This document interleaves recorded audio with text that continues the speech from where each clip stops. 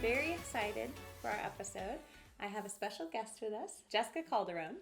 And Jessica is a health and wellness coach. She's also a Reiki energy healer. She's a shamanic healer. She is a yoga instructor. I could go on and on and on about all the good things that you do, right? So she has her own website where you can find out a lot about her, but it's thejway.com or j-way.com, correct? Yes. And she also does a lot of retreats, and those are listed on her website. But today we're really going to hone in and talk to her about the health and wellness aspect of her repertoire, if you will. So Jessica, tell us a little bit about what got you into this. Okay, so thank you so much for having me here today. So basically, I guess when I was in high school, I started having a lot of digestive issues and skin issues, and I was just really uncomfortable. It was making me very irritable. I started going to different doctors and, having acid reflux and all these different things, and the doctors were kind of throwing pills at me and telling me certain things that I just didn't want to hear, and I knew that there was some other way that I can go about doing health and wellness. And both my parents growing up were really into health and eating organic and juicing. So I kind of went into their resources and I started learning about different foods and how you can actually heal yourself through food, and kind of working in that direction, movement as well. But so I kind of found that and slowly eased into it. And I mean, just within like weeks, I was better. Cool. So it was just pretty amazing. And so I knew that this was something that I felt really passionate and kind of energetic about. And then I just started helping people around me, just word of mouth. And it just became such a passion of mine to really know that how much food can really, truly help and heal our bodies. And so I went in that direction. I think it's amazing. As many of you may know, if you look on my website and look at my blogs, you'll see that I blog about things all the time, such as my 21-day cleanse or other cleanses that I'm doing. And Jessica is one of the people that has helped me kind of through that, teaching me what to eat, how to eat it, how it affects your body. And for me, it's been really important because, as you all know, I have ARVC, and I think that my diet and changing my diet has really helped me to feel better and be able to do more. So Jessica's really been essential in that for me. So yeah, you're welcome. So that's why I wanted to have her on. Some of the questions I have for you are, when you first decide to make a change in your life, especially a change with food, it's a big deal because a lot of times you don't even know what half of the healthy ingredients are. Yeah.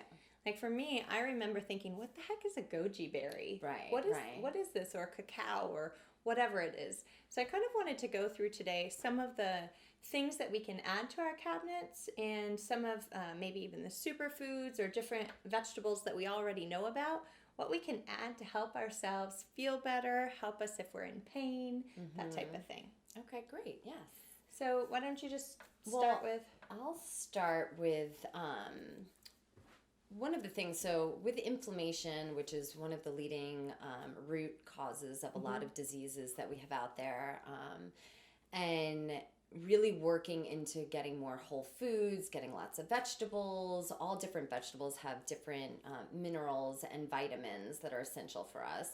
Then getting our antioxidants, reducing the free radicals for aging, and getting, again, like a lot of vitamins and minerals and nutrient rich. So the superfoods are going to be more nutrient rich foods like cacao and even like cinnamon. Cinnamon helps to lower your blood sugar. So utilizing that a lot in different, foods, and especially in like sweet foods. So it kind of gives you an extra little boost there. But then also lemons, apple cider vinegar, adding that into your daily routine. All of these things will help to reduce acidity in the body, which is also really important because with acid, we need a healthy balance between the alkaline and acidic part of our bodies. But most of our food that we eat, and stress and all of that helps to kind of bring up the acidic part of us, and that's where cancer lies, and that's where it kind of feeds off of these ailments and diseases. So we want to balance with more of the alkaline. So like putting lemon in your water, even though you would think a lemon is sour and acidic, which it is, but when it comes into the water, it creates a more alkaline environment. Drinking that. Apple cider vinegar, same thing. A little kind of splash in your water in the morning. It also helps to bring more energy and flushing out the toxins first thing in the morning. That's a great thing to kind of create and put into your routine. Actually, that was one of the things that you added in all of our cleanses. And by the way, if the camera starts to go sideways or something, we are at my house. And if you've been with us before, my Weimaraner is running around on the floor sniffing things. And hopefully he doesn't distract us too much. But if you hear it, that's what it is. Anyway, so since I started working with you, I've been doing warm water with lemon and apple cider vinegar every morning. Yeah. And when I don't... way to start. Yeah, and when I don't do it, I actually can tell.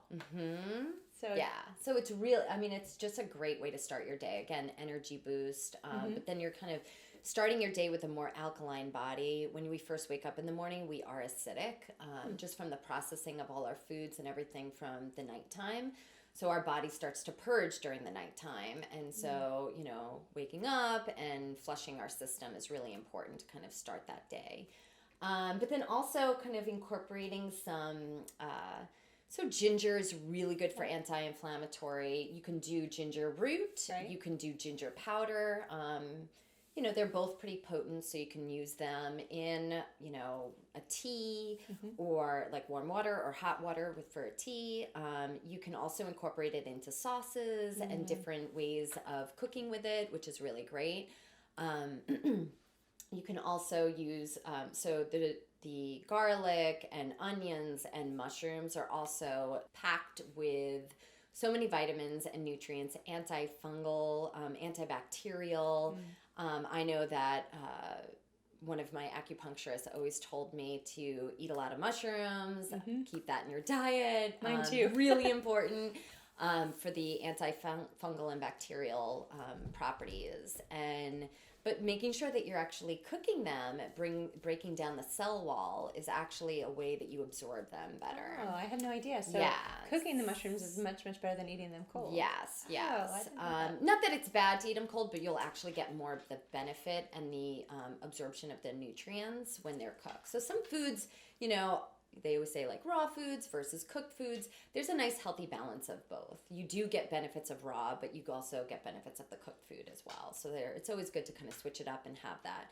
Also, cooked food is better for your digestion. So if you do have any digestive issues and it's hard for you to digest food, raw food is actually harder on the digestive system, so it's harder to break down. And unless you're chewing, which is a whole other thing, that will, it could create some issues for some people. And, everyone is different, so I do generalize a lot of the stuff, but every time I work with people one-on-one, we kind of work into like how your body's responding to food and certain things. So that's always really important as well. Oh, I think so. Anything that you do, it's so important to individualize it. Yes. Because we're so different and our makeups are so different. Absolutely. Yeah. And what's maybe actually really great for someone, if they have an underlying issue, it may not work the way it's supposed to until that underlying issue is cleared. That's right. And then, so just because you can't have something like a ginger or something because it irritates you, maybe there's something else going on. Once you clear that out,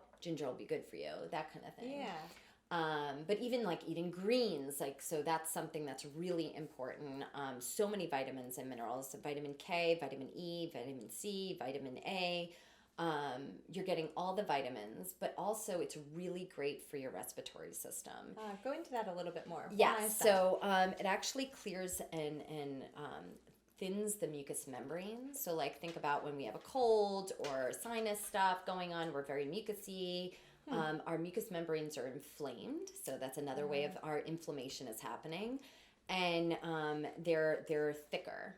When you eat more greens, it actually pulls and thins out that mucous membrane. So if you do have a cold or you're sick or something like that, you actually, having a shake, and maybe you don't want to eat it, but like having that shake or a shot of wheatgrass or something like that to help your body absorb those greens and help to thin that mucous membrane. So the respiratory system is really important for the health of our breathing, and which is a whole other part of health and wellness as well, the quality of our breath. And so working in a lot of greens, and you can go from spinach to collard greens to kale, Swiss chard, beet greens, all these different greens out there. And it's always nice to switch it up. Like always going to one is not ideal. You want to kind of get some variety in your life with all the different ones that we have. So, all right. Well, that's good.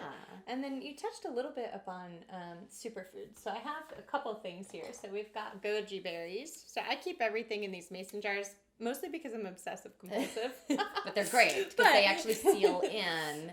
Yeah. And it's actually a really great way to keep them. So right. So it's both things. So we have some goji berries here. That's considered a superfood. And then we have Jessica talked about cacao, and we've talked about that before, but you can have it in several ways. These are cacao nibs. And then there's also a powder. I think I have some here. Yep, cacao powder, and you can use it for different things. But talk to us a little bit about maybe the benefits of these superfoods or what a superfood is in general, because it's, everybody's talking about it now, but what does that mean? So superfoods on a more like kind of big scale means that it's there's a lot of potent nutrients within these different foods.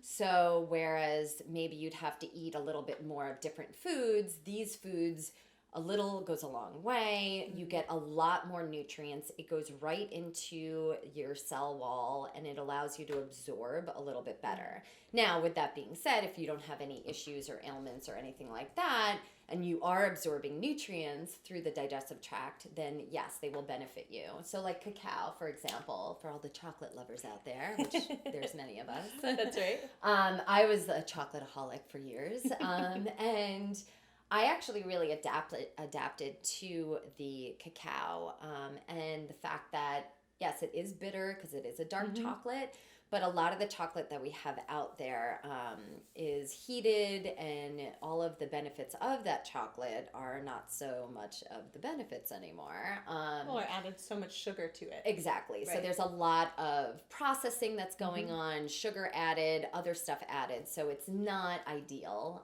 So for cacao, it's high in magnesium. It's a polyphenol.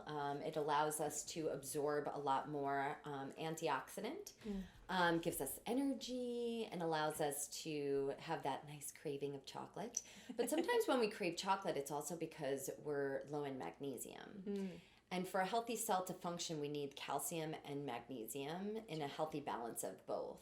So especially women, like most women are deficient in magnesium, and that's also dealing with our muscles, our tissues, and joints.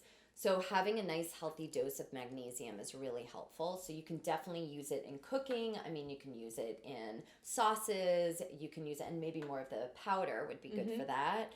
I know, like for like a sweet treat or something at the end of the night, you can do that with a little bit of honey if you wanted to, or a nut butter. You can place it. I actually just take a scoop of like a nut butter and I throw a couple of those on it and I eat it, and there we go. Well, I'm easy.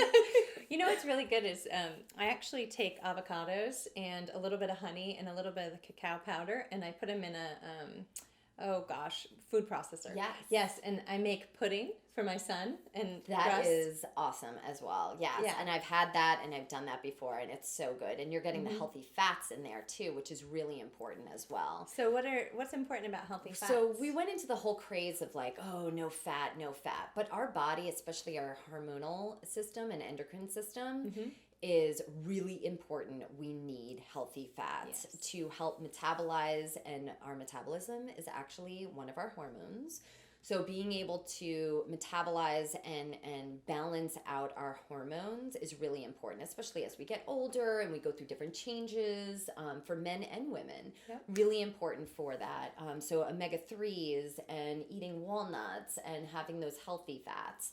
we want to stay away from like more of the vegetable oils, and because they actually clog and disrupt our hormones. Oh, so talked about that in terms of oils then. So a lot of people, because vegetable oil was something that my mom, for instance, used all the time. I think it's something that a generation ago or 2 generations ago that was used. So now there's a lot of different things out. Like there's coconut oil, there's olive oil. Can you talk a little bit about the different oils? So the great oils that we want to incorporate on a more general or kind of daily basis, the coconut oil, olive oil is good. Olive oil is really great more as like a dressing or cold. When we heat olive oil, it can't withstand to hold at a high temperature. Oh, interesting. So actually, most of the time it goes rancid, which you're not going to get the benefits of that. I have no idea. Olive oil.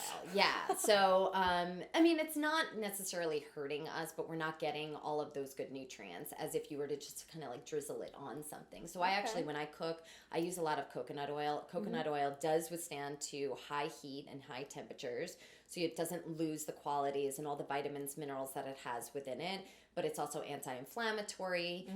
Any healthy fat that's good for us is going to have that anti-inflammatory property as well. So adding that, and like, you know, the nut milk's also good for us. You know, making your own nut milk is also amazing and great. And because it allows us to obviously know what's in our stuff, but also because a lot of stuff is added preservatives and shelf life stuff. So to get away from that, working in more natural and kind of healthy ingredients. Of course, it doesn't withstand as long, but you know, and it takes a while to make. It does. But it does taste better. I mean, and you could taste the freshness of it. Yeah.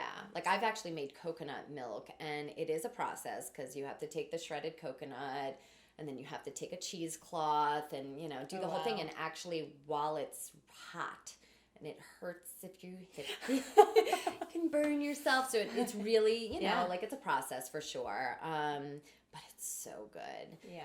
And I don't drink so much of it. So like when I have it, it's like, okay, this is like my sweet treat. And it's so good. You can make that, and you can throw some cacao powder in it, make like your own little chocolate milk. Yeah. Really good. So, going back to the different benefits of them, it's also giving you a lot of energy. And then same thing with your goji berries, a lot of vitamin A and vitamin C. So vitamin A also helps us to kind of bring more focus. Vitamin A is more fat soluble, so we always have to, you know, make sure that we're not overdosing on any of that, because we need to clear. Vitamin C, we kind of, that just moves through us. If there's too much, it's water soluble, so it just kind of leaves our body. Yes. Cool. So, yes. Austin agrees. Yes, of course.